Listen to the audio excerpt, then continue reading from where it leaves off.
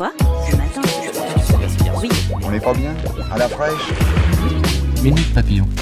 Bon retour dans Minute Papillon, le journal audio de 20 minutes en 2 minutes.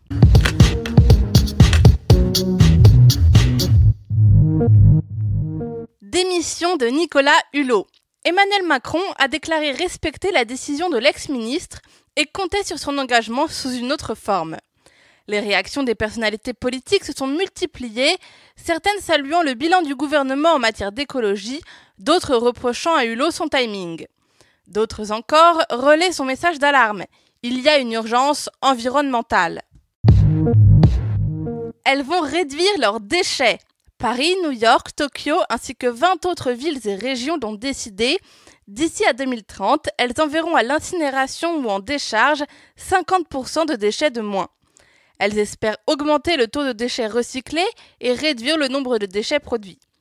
Parmi les signataires de cette déclaration, on trouve plusieurs villes américaines qui souhaitent réduire leurs émissions de gaz à effet de serre malgré le retrait des États-Unis de l'accord de Paris. Ils s'appellent Batman, Wolverine, Spider-Man, Captain America ou Robocop et ils veulent devenir présidents.